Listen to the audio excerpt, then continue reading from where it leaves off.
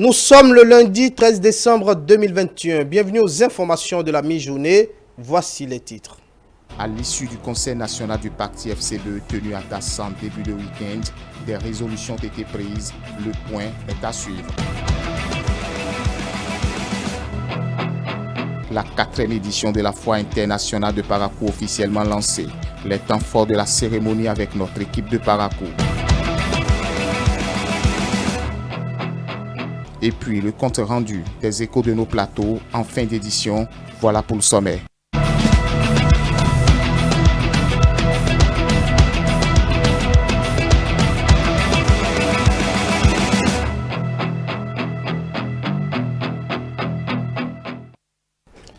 Merci de nous préférer pour vous informer. Célébration en différé ce samedi 11 décembre 2021 à Ndali de la Journée internationale des personnes handicapées. C'est une initiative du réseau des associations des personnes handicapées du Borgo. C'était en présence de quelques autorités et personnes en situation de handicap. Reportage Léon Batonwiro, Boris Arisso. Nous sommes au centre-ville de Ndali ce samedi 11 décembre 2021.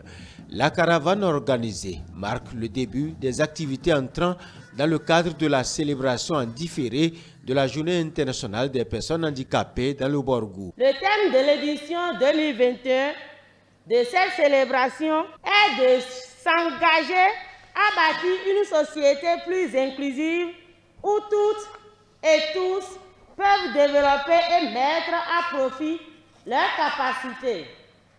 Ce thème souligne qu'ensemble, il est possible de faire une différence pour bâtir une société plus inclusive. La personne handicapée n'est pas moins digne que tout autre. Un fort message que nous rappelle la célébration de cette journée. Je salue l'engagement de notre pays qui non seulement à ratifier les différents textes et instruments à l'échelle régionale et internationale, mais également à adopter plusieurs textes de loi au plan national. Malgré ces efforts, les problèmes de cette couche sociale sont multiples, d'où ce chapelet de doléances. Je plaide pour nous accompagner à avoir une ligne budgétaire destinée aux associations de personnes handicapées dans chacune des mairies de notre département. Et quant au chef agence FODEFK et ANPE, l'emploi étant notre priorité actuelle, un TDR sur l'insertion à l'emploi, la formation professionnelle et l'installation des personnes handicapées dans notre département leur sera soumis en janvier prochain. Le choix de la commune de Ndali pour la célébration de l'édition 2021 n'est pas anodin. Le réseau des associations des personnes handicapées envisage y installer son siège. D'ores et déjà, une ferme promesse de l'autorité communale. Le conseil communal de Ndali ne va pas marchander ses mots. Dès que le courrier nous parviendra, nous allons tout faire pour mettre à disposition ce domaine qui abritera le siège des personnes handicapées. La journée des personnes handicapées, proclamée par les Nations Unies depuis 1992, appelle en somme la population à changer d'opinion vis-à-vis des personnes en situation de handicap et à les impliquer de façon équitable à tous les aspects de la vie sociale. Lancement ce même samedi 11 décembre 2021 de la 4e édition de la Foire internationale de Parakou. C'est le ministre d'État chargé du développement et de la coordination de l'action gouvernementale Abdoulaye Biotchane, parrain de l'événement, qui a présidé la cérémonie. Reportage Dieudonné Babatoundé, Maké Kapo. Officiellement, la Foire internationale de Parakou 2021 ouverte. L'acte officiel vient ainsi d'être donné par le parrain de cette édition de la FIP, une foire internationale de Parakou 2021 dans un contexte particulier marqué par la pandémie mondiale de la Covid-19, mais un pari gagné pour le comité d'organisation. Pour cette 4e édition, nous avons, comme à l'accoutumée, vu les choses en grand. Ce sont des centaines de stands pour les forains de plus d'une dizaine de pays. Ce sont des spectacles géants avec l'appui de nos sponsors officiels. Ce sont également 2 autres sites à travers la ville afin de décongestionner ce site-ci et aussi rapprocher certains forains des localités aux extrêmes de notre ville. Placé sous le thème Parakou Ville Carrefour et Foire sans Covid, le plus grand rendez-vous commercial de la 3e ville à statut particulier du Bénin ne souffre d'aucun détail. À l'occasion de la présente foire, toutes les dispositions sanitaires se rapportant à la lutte contre cette pandémie du siècle ont été prises et l'organisation s'est engagée à les faire respecter.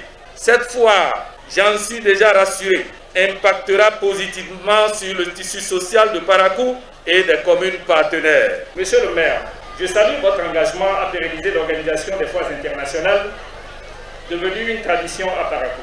Chers forains et foraines, soyez rassurés que les mesures sécuritaires sont prises pour vous faciliter le séjour à Parakou et le bon déroulement de vos activités commerciales pendant la période de la foire.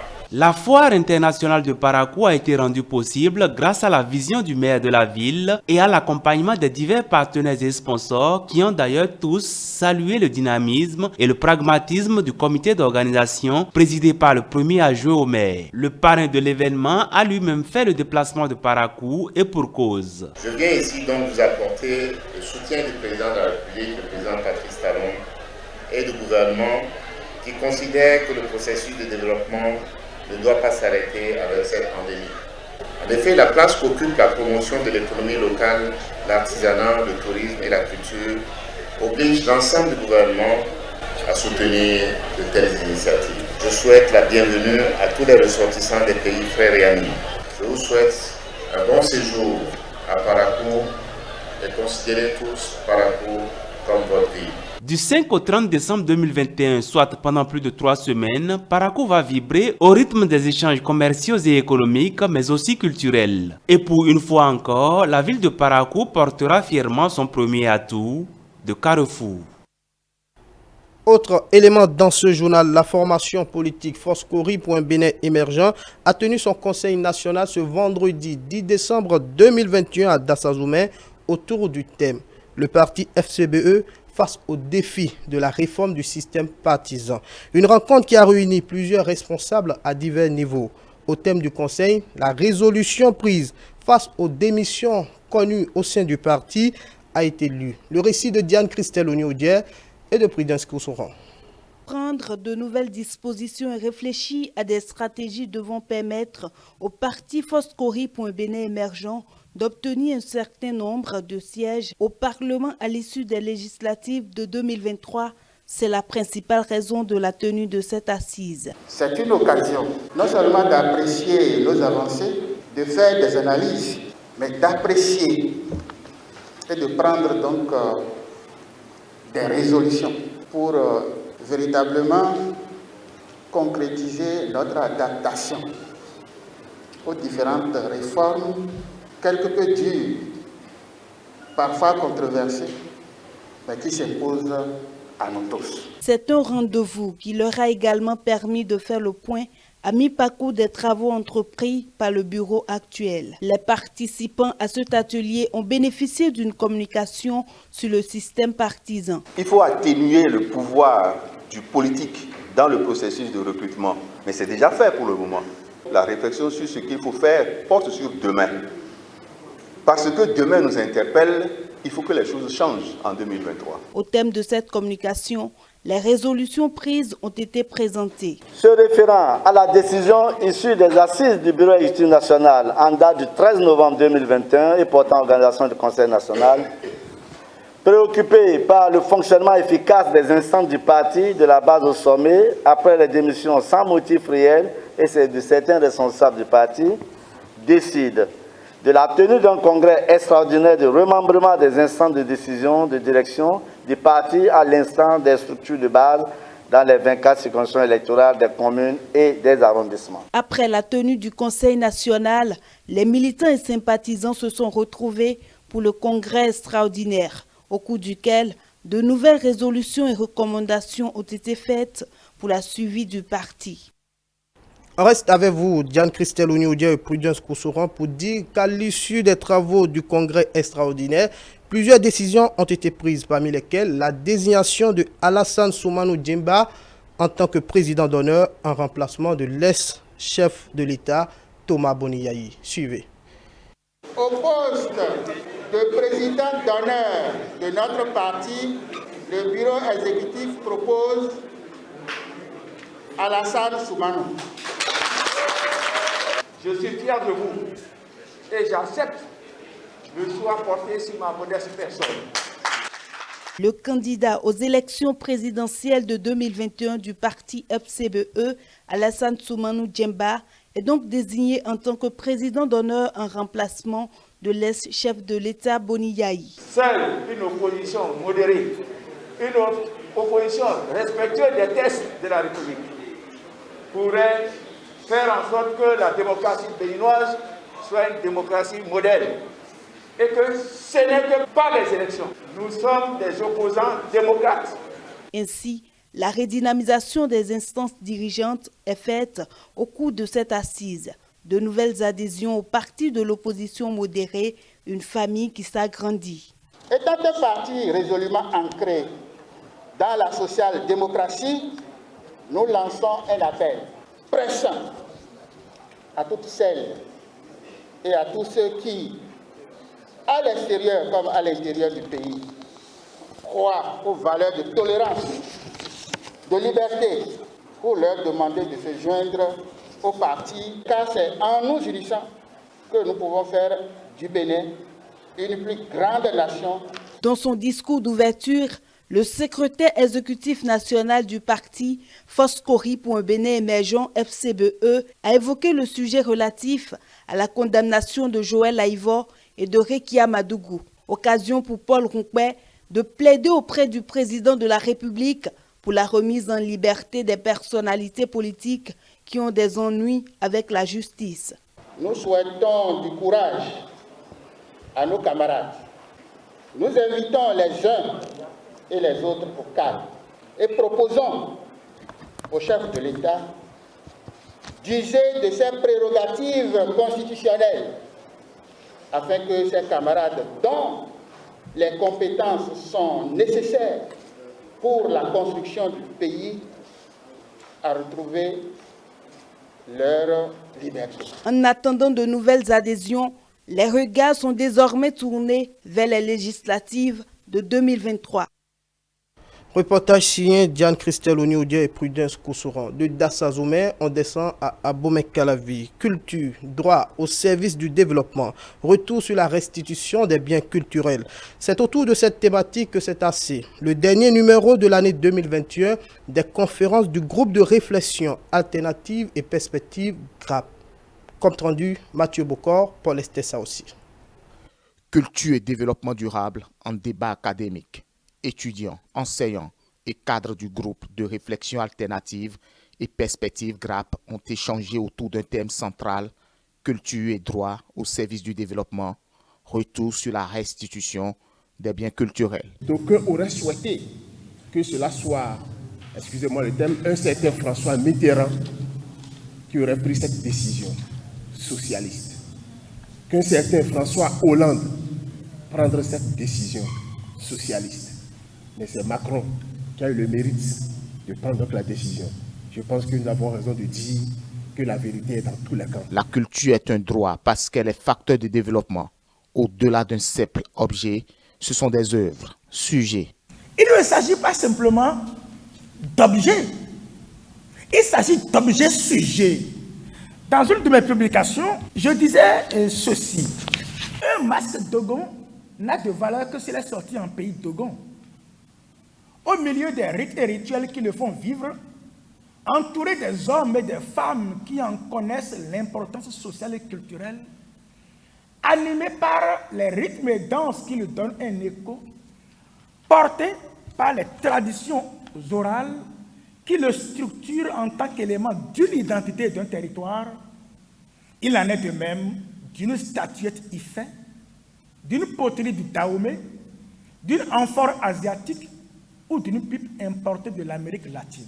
Mieux, les enjeux sur le plan social ne sont pas négligés. Et quand vous avez vu les chevaux venant de Niki aller à l'aéroport pour ramener les œuvres de Béhanzin au palais, c'est un grand symbole d'unité nationale. Entre la spoliation des biens culturels, les stratégies de restitution des biens, il faut une justice culturelle et patrimoniale.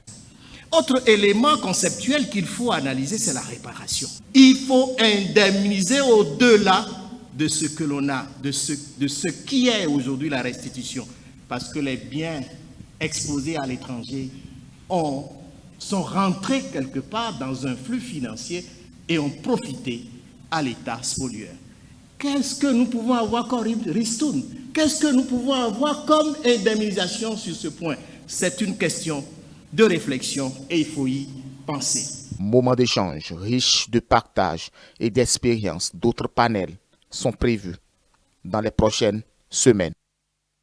Nous vous invitons à présent à suivre les comptes rendus des différents plateaux de votre émission hebdomadaire. Dimanche, c'est politique de 12 décembre 2021. Aziza Chamou. L'entretien de ce dimanche 12 décembre 2021, il a été question avec le délégué général aux technologies de l'information et de la communication numérique du Parti du Renouveau démocratique PRD, de l'État et de la vie de ce parti et les perspectives pour les prochains enjeux électoraux. Pour Christian Parfait à Oyo, le PRD se porte au mieux de sa forme. Ce que je peux vous dire avec certitude, c'est que le PRD a une capacité de résilience, une capacité d'organisation basée sur l'innovation et surtout sur sa jeunesse et les femmes, qui nous font croire aujourd'hui que notre mot d'ordre de la remontada, nous sommes dans cette dynamique-là, on travaille pour ça, nous y croyons fermement, nous y travaillons, à la seule différence que nous travaillons en toute discrétion. Les gens qui estiment que notre idéologie de paix, de tolérance, de démocratie leur plaît, ils savent ce qu'il faut faire, ils n'ont qu'à s'inscrire, travailler à la base, militer, montrer leur attachement. La seule chose, jusqu'au moment où je suis en train de vous parler, nous sommes un parti du gouvernement. Je ne pense pas que nous fermions la porte pour qui que ce soit. Le plateau du duel a reçu deux acteurs politiques. Il s'agit de Eugène Azatassou, l'un des vice-présidents du Parti Les Démocrates, et Éric Martin Sangan de l'Union progressiste. Au menu des échanges, les condamnations de Joël Aïvor et Ricky Amadougou. Je croise les deux procès. Vous devez voir que les mercenaires, parce que ceux-là, je vais les appeler mercenaires, les mercenaires qu'on a utilisés ont pratiquement le même langage. L'autre a dit: moi, je ne voulais tuer personne, je voulais juste escroquer. Mais le fait est clair. Le fait est clair qu'il y a eu des bouts d'argent. Et quelqu'un qui allait vous voir pour parler, pour conspirer, pour parler, pour vous associer à un projet d'assassinat de citoyens, je pense qu'un citoyen honnête, vous avez l'obligation de dénonciation. Vous ne le faites pas, et par ce quoi vous lui donnez de l'argent. Ça veut dire quoi? Je nous interpelle, j'interpelle nos consciences, je nous demande d'y réfléchir. Il y a 15 millions, c'est simplement pour entretenir ce vil projet, ce projet criminel d'assassiner des citoyens. Heureusement, nous n'en sommes pas arrivés là. Le juge, normalement, devrait faire la part des choses par rapport à ça. Il est allé aussi avec un projet de marabout. Je pense que c'est bien vrai. Donc, pourquoi on ne conclut pas que l'argent qu'on lui a donné, c'est pour ce projet de marabout ou c'est pour autre chose? Mais pourquoi c'est le projet d'assassinat, au projet d'assassinat que l'on conclut? Je pense que on a voulu régler un problème. Et c'est ce que Maître Antoine Veil avait vu depuis. Et quelle que soit la façon dont ça se passerait, on aboutirait à la condamnation. Dans l'intérêt de réduire un opposant, dans l'intérêt de décourager quelqu'un qui a eu un projet pour son pays et qui a dit ce qui se passe n'est pas bien, parce que vous avez relevé des propos. On condamne pour les propos maintenant, parce qu'ils ont osé ça. Il fallait finir par les condamner de cette manière. Donc c'est tout le problème. Sinon, il n'y a rien d'autre, à mon avis, dans le déroulé. Moi, je n'ai pas compris comment cette conclusion a été tirée, ou bien je n'ai compris que trop. Quant au plateau de l'hebdo des éditorialistes, les invités se sont beaucoup plus appesantis sur les sujets d'actualité nationale. Entre autres sujets abordés, le Conseil national du Parti des Foscories pour un Bénin émergent FCBE et le Parti Les Démocrates qui déclare officiellement son opposition au régime Talon. Pour ma part, je me suis posé une question. Est-ce que cela était encore opportun qu'on vienne dire que désormais nous sommes opposants? Est-ce que ce n'est pas de la figuration? Pour moi, personnellement, c'était du théâtre. C'était du théâtre parce que si réellement il devrait sortir pour dire quelque chose, mais on ne manque pas des sujets brûlants de l'actualité au Bénin. Pour que les démocrates viennent nous dire nous sommes opposants aujourd'hui. Ils étaient quoi hier? C'est pour ça que je dis, à un moment donné, les hommes politiques jouent avec la conscience des électeurs, jouent avec le peuple. On a vu le combat des élections législatives, on a vu le combat des élections communales, on a vu le combat de l'élection présidentielle, où tout le monde savait déjà dans quelle logique les démocrates s'inscrivaient. On a vu à plusieurs reprises l'ancien député Eric Rondeté qui s'est opiné sur des questions où on savait clairement qu'ils étaient opposants. Et donc ils viennent aujourd'hui nous dire que c'est maintenant qu'ils officialisent leur appartenance à l'opposition. Est-ce que tantôt ils ont essayé de rejoindre la mouvance dans les coulisses et ça n'a pas marché? Et que c'est pour ça maintenant ils viennent nous dire que nous sommes opposants désormais. Il y a de flou.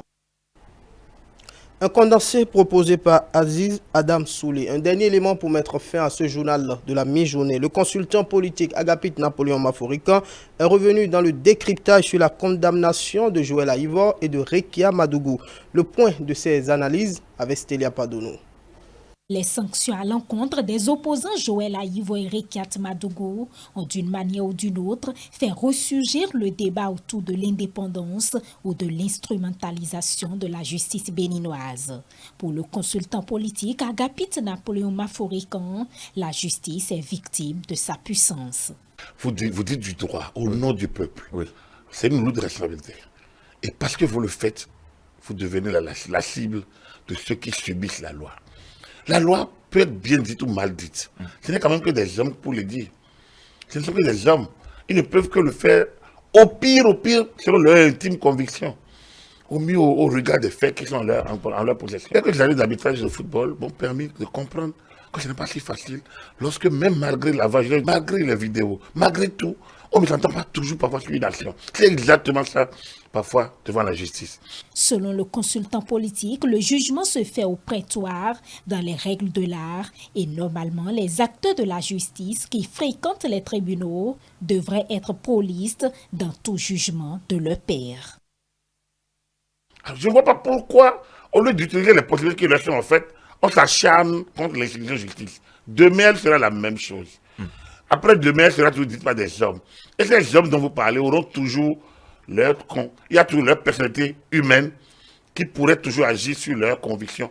Mais quand ils finiront par dire en leur place et en situation, en tout cas en leur grade et qualité, comme on le dit, c'est-à-dire en tant que président de la Cour juge, oui. Et en cette qualité, quand ils l'auront dit, ils auront dit du droit au nom du peuple béninois. Et on ne peut que faire appel aux voies de recours. En croix Agapit Napoléon Maforican, Rekia Madougou et Joël Aïvor peuvent recourir aux mécanismes et dispositions que prévoient les textes de loi en vue de recouvrir leur liberté. Il y a l'appel, oui. Il y a une possibilité de revoir la peine. Bien, ça c'est le premier. Ensuite, il y a les modulations en cours de peine. La première modulation, c'est à l'interne. Il peut bénéficier d'une remise de peine, de réaménagement de la peine, et beaucoup à l'interne. Ça, c'est la deuxième possibilité. La troisième, il y a la grâce, effectivement, dont on parle. La grâce, les avocats, les condamnés aussi, peuvent demander la grâce présidentielle. Dans le cas d'espèce, moi je pense que le repentir est une possibilité d'aller plus loin, d'aller de l'avant. Celui qui vous demande pardon, ce n'est pas Patrice Talon. Ils n'ont rien fait contre Patrice Talon. C'est l'État béninois contre eux. Donc, en réalité, Patrice Talon, étant président de la République, chef d'État, chef du gouvernement, a la possibilité de la grâce. La Constitution lui a donné ce pouvoir de pouvoir gracier. Donc, on lui écrit, on sollicite et il regarde. Et il analyse avec ses conseillers et il y va. Ou alors, il y a le dernier acte, l'acte suprême qui peut échapper au chef de l'État et qui peut se jouer au Parlement, l'amnistie. C'est sur cet élément que nous refermons ce journal de la mi-journée. Merci de l'avoir suivi. Merci également à toute l'équipe technique conduite par Saint-Tichonsa. Suivez-nous sur l'ensemble de nos plateformes digitales, notre site internet www.etelebenin.com, notre page Facebook Etele en direct, notre compte Twitter Etele Live, notre chaîne YouTube Etele Bénin et en direct via notre application iOS et Android Etele Bénin. Etele avec vous pour vous. Prochaine édition du journal présenté 19h. À bientôt.